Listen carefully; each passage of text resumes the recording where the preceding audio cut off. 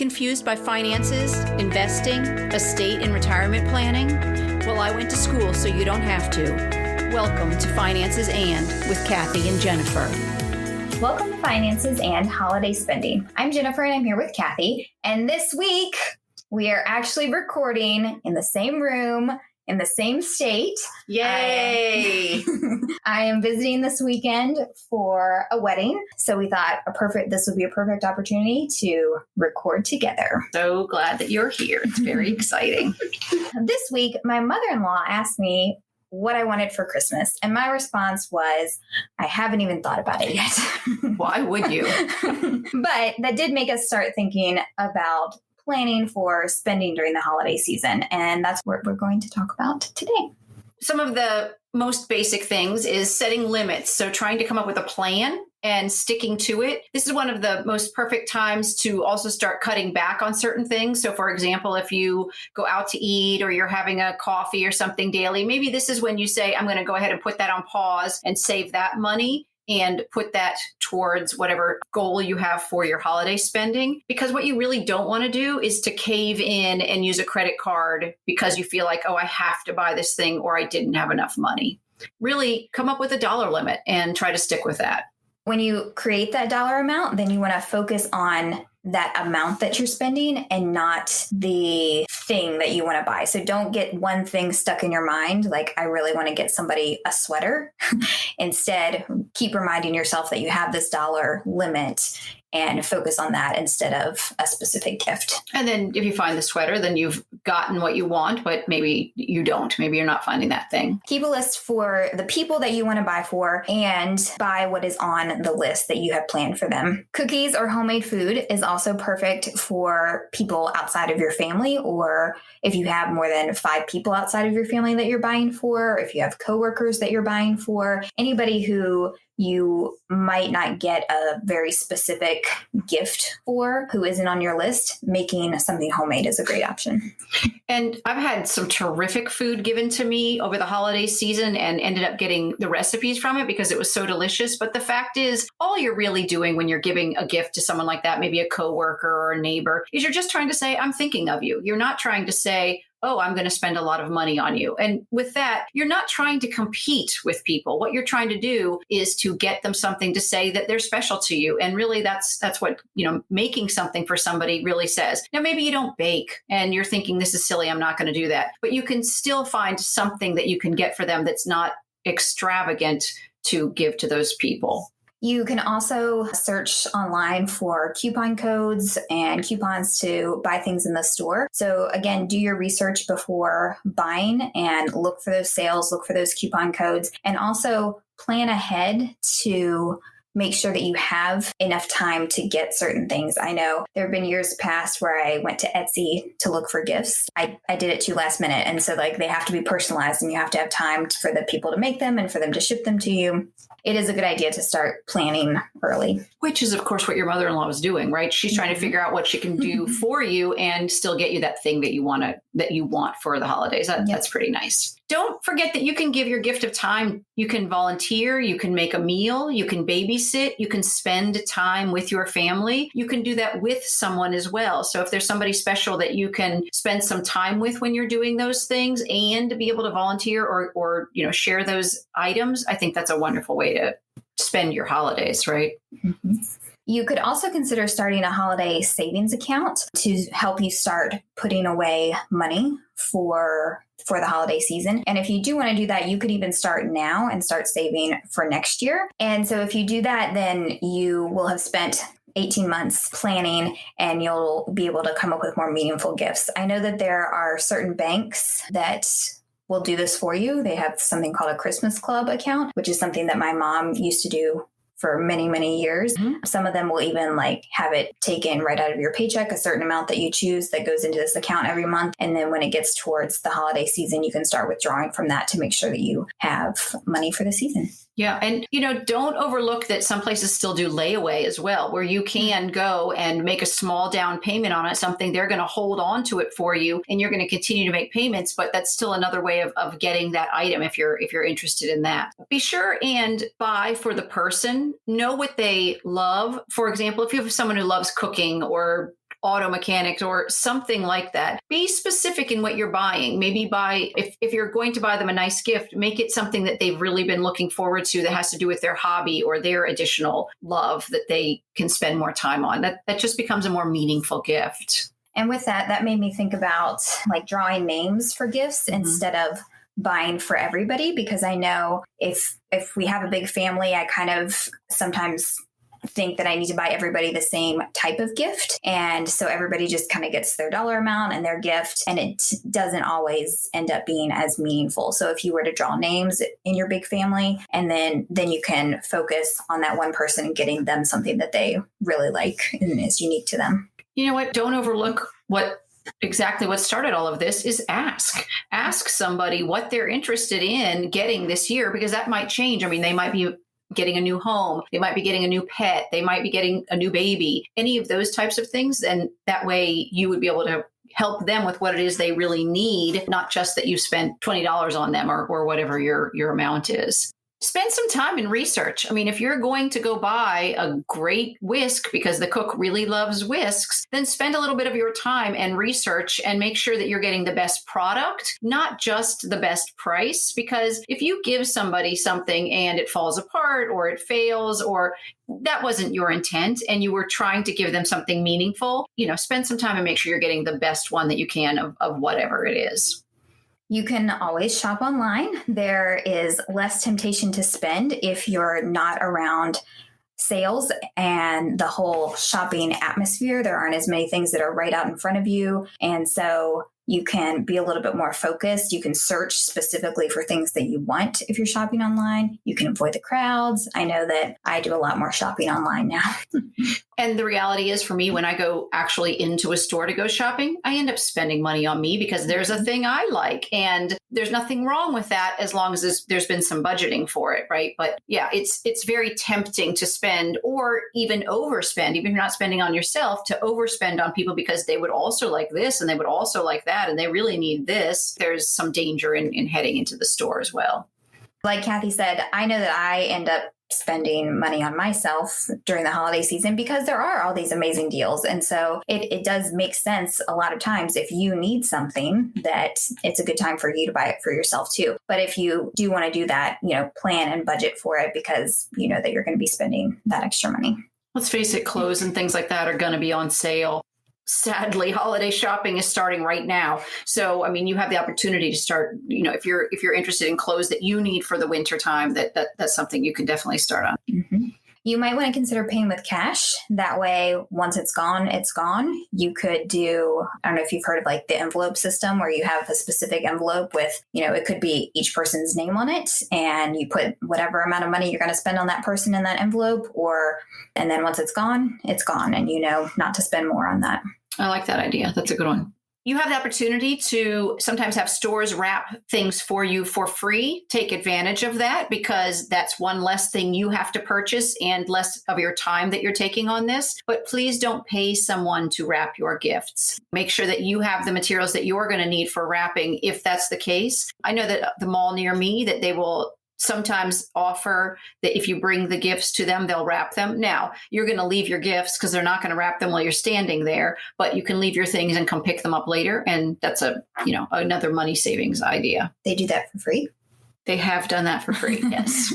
Nice. And there are some stores where when you buy it, they will offer to wrap it for free, which is great. You can also consider wrapping your gift in a gift. Oh. So like we mentioned, making something homemade, if you made a loaf of homemade bread, you could wrap it in a nice kitchen dish towel, and that can be part of your gift as well. I like that. If you need to ship something to someone, then it's a great idea to just buy it online to begin with. And that way you can just put in their address and it will be delivered to them right away. You don't want to buy something online and have it shipped to your house and then you pay for shipping to then send it to them somewhere else. One time I ordered something, not because I wanted to ship it to them, but because I just clicked on send it and it was supposed to come to me. I was able to stop that in time, but yes, I would not have gone and mailed this very heavy item once I'd received it. So in my family, my kids and I, basically we will say, you're getting something from X, Amazon, Target, whatever. This is something I would like you to not open. Right. Do not open until Christmas. Exactly. I'm not sure that works with my daughter all the time, but I think that it does. I think that it does. Have a potluck dinner. It could also be a potluck dessert. So you can just hang out and play games with people. But the whole idea of holiday time is to being together and sharing your time with each other, because that's really the gift. It's not about making an elaborate meal. If that is your thing, then absolutely. But again, we're talking about holiday savings tips. So just saying making a potluck dessert is an easy thing for people to bring something small, play some games, just hang out and chit chat with each other. Yeah. And I know there's always lots of opportunities for those kind of events around the holidays. And it's nice to be able to just bring something and hang out with friends and family at that time. We really want to emphasize to make a plan during the season and then follow through on that plan. So we talked about make a list, put everybody's name, put your plan for how much you're going to spend and what you want to get them, and stick to it. And that's going to really help you stick to your budget. Of course, the closer we get to the holidays, you need to bring your patience with you, because holiday lines can be a nightmare. You want to make sure that you're bringing your great attitude, because you're not going to have your greatest experience in life shopping during the holiday season. So if you can just say, hey, I'm going to make something of this. I know for myself, first of all, I have a plan. I know what store I'm going to, and I know why I'm going to that store. I'm not going to browse to try and figure out what I'm going to get. I'm going for a purpose. And then I might bring my drink with me. I bring for sure my headphones, and I have music playing, and I just have as great an attitude as I can, because I know I'm going to be there. I know I'm going to be standing in line. I know people I don't know are going to be in line with me. Now, having said that, I'm instantly thinking of COVID, and I'm not going to spend a lot of time in lines if I can help it. But I'm still going to make sure that I am as comfortable as I can be. I am that person who will go stand outside on Black Friday and be cold out in the weather. And so I just make sure I have a large blanket around me, a chair I can sit in, lots of warm clothes, maybe a hot drink. Again, my headphones so that I can listen and I can be calm and serene while I'm waiting for this long line to become a shorter line. And I am not one to wait in that line on Black Friday or, wait in those lines at the stores. I'm not a fan. And I see that she has a plan and she has all these things in place. But like I said, I think I'd rather shop online now. Absolutely. I want you to, because then you won't be in line with me. Competing with you for that gift. Making the line longer. So yes, I guess I'm kidding about that. Nobody go get in line. Everyone shop online except me. There are often a lot of holiday parties that are happening around the season. Some of them you might be planning and throwing yourself. Some of them you're going to be going to. And so that does add quite a bit of extra expenses. If you are hosting the party yourself, then an easy way to save money is to keep a simple theme. Like we mentioned before, you could do a potluck, make a to-do list with dates so you have a plan, you know when you need to get things in time so that you're not stressed about it. Buy in bulk for these kind of events too. If you're, doing paper plates or anything like that, buy these things in bulk. And even the food, if you have a big group of people, go to your bulk grocery store and buy it that way. Consider having games. And again, like people are coming to these parties to spend time with you and your friends and your family. So have games and fun activities for everybody to do. And again, make sure you have a budget and you stick to it and you're planning ahead.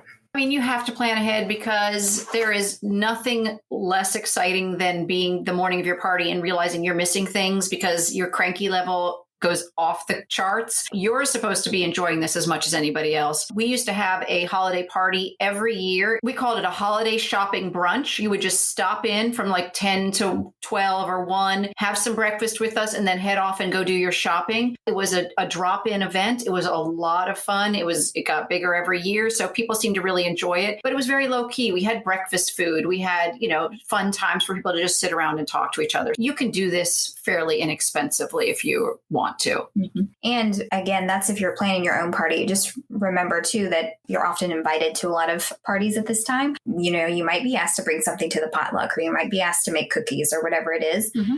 And even if you're not asked, you might, just want to do that anyway. So again, that's something that you want to budget and plan for, because it is an extra expense. Holiday decorating, if that's a big deal to you, you want to try and keep it simple. If you're on a budget right now, find one thing that is really appealing to you and sort of make your room about that one thing, which it could be your tree, it could be your menorah, it could be whatever it is that's important to you. But you don't have to spend a lot at first because you have a lot of years ahead of you to collect things. So the very first time you're having a holiday or the second time, it doesn't have to be perfect. It has to be what you would like to see at it, but it doesn't have to be perfect. Please go shopping and saving your money on December 26th. That's when you can get more items and things that were appealing to you before the holidays, and they will easily be half price, if not 75% off. And quite honestly, simple things like if you have a tree, if you're using a tree of some kind, literally making a string of popcorn and cranberries, it is adorable. And there's time involved, and your kids can help with that, and your family can help if they're there. And again, it's that having that time to sit and chat, which is the most important thing. And in the meantime, you're also putting some popcorn on a string or some cranberries on a string.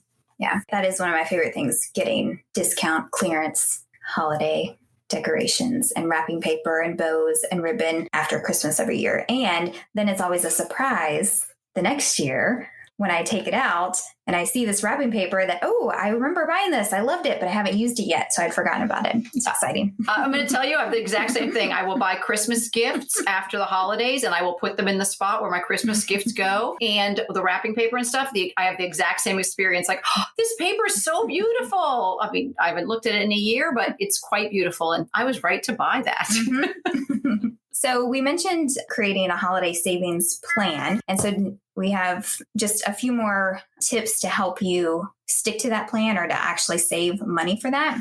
One simple thing is to collect your loose change and just, start keeping a loose change jar and know that you have that saved for the holidays. Talked about, taking out your lattes for the week or whatever it is, or cutting them in half. And then specifically taking that money that you would have spent on something else and saving it for this time. Something else you can do is you can regift your gift card. So if somebody has given you a gift card, especially if it's to a place that you're not interested in going or a restaurant you're not interested in going to, you can definitely regift that to somebody else. Maybe get online, double check what the amount is on there, that there's actually still a value on there, because my poor dad, somebody gave him a gift card with no money on it. I don't know how it happened, honestly, but in any case, you want to double check that if you're going to gift it to somebody else. The other thing you can do with a gift card, if you don't want to use that gift card, is you can actually sell unused gift cards. So you can go onto some websites. There are some called One is called Carpool Pool. One is Card Cash. Another was Clip Card. You're selling your gift card to someone else. So let's say you had a $25 gift card to a restaurant. You can sell that not for $25. You're going to get closer to like $22.50 or something like that. But that's money that you can use to spend on other items if it didn't include that restaurant or that place that you were shopping. You can use an app to track your spending during this time. There's plenty of apps out there that allow you to do that.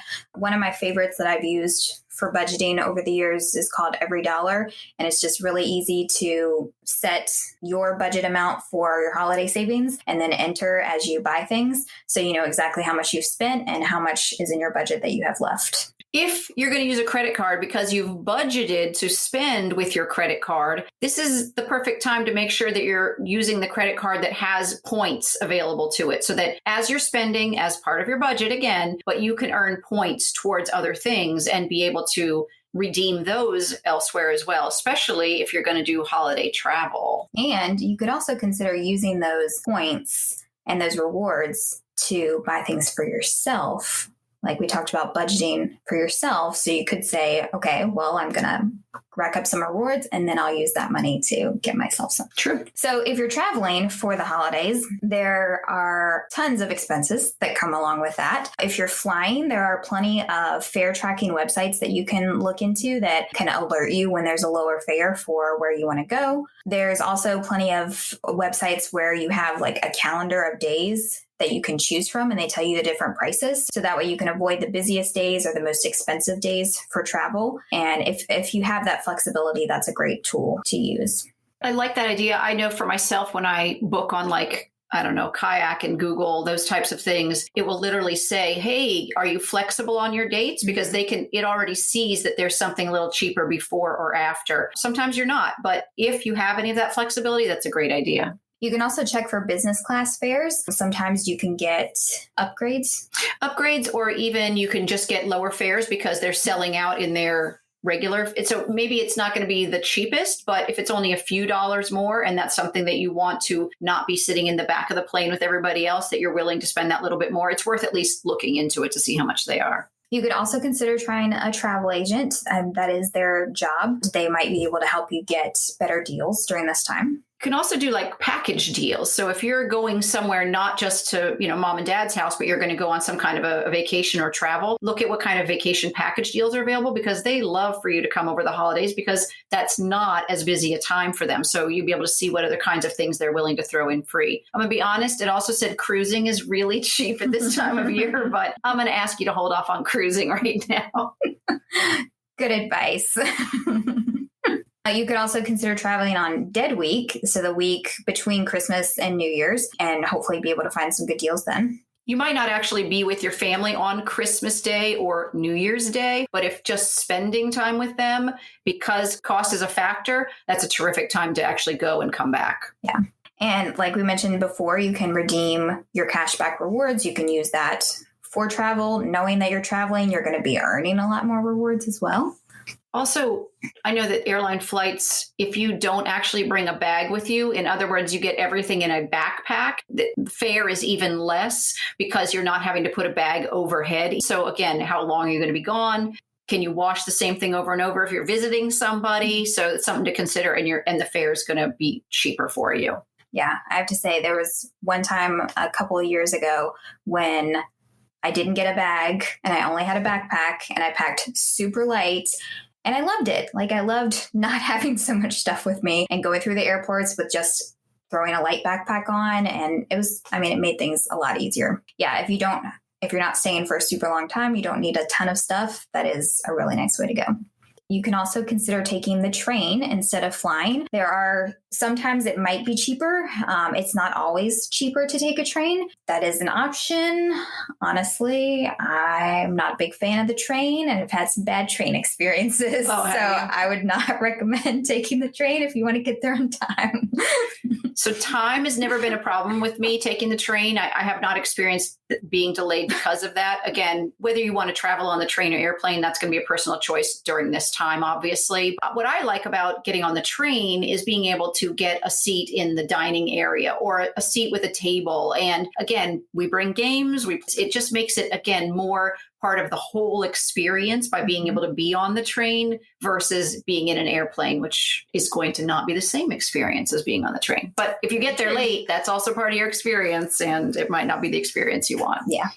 So you can also skip airport parking because that is going to be a huge expense, especially if you're going to be gone for an extended period of time. That's really going to rack up. So if this is the time to find a friend who can drop you off and pick you up, if possible.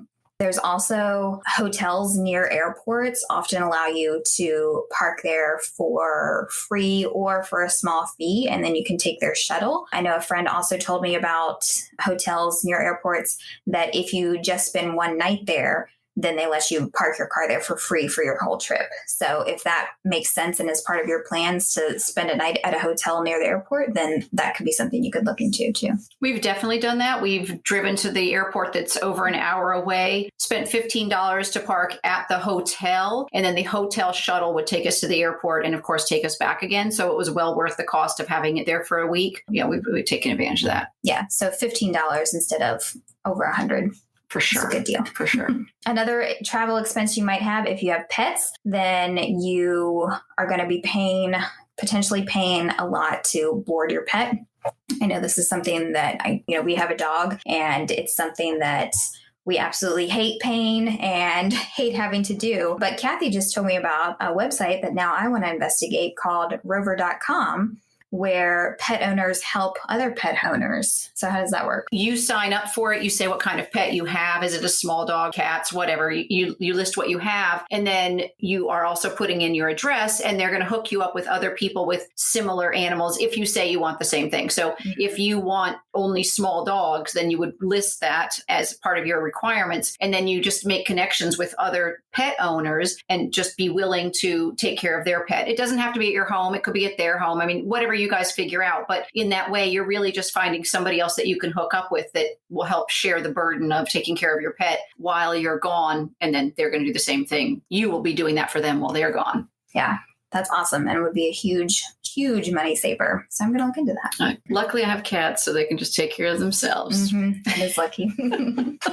All right. Anything else? That's all we have for you. All right. Thanks for listening to Finances and Holiday Spending. We know you chose to listen today, and we're grateful. If you enjoyed this episode, please subscribe and share, and consider leaving a review because it helps us bring financial education to others, and it lets them find us more easily. Please let us know what questions you'd like answered on our Facebook page at Finances and, or by going to our website at financesand.net. We're planning a listener episode soon, and we would love to have your questions.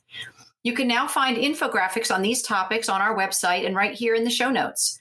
Finances and does not provide tax or legal advice, and nothing in this podcast is to be construed as such. Always consult a tax, accounting, or legal professional for advice on your specific situation. Remember, I went to school, so you don't have to.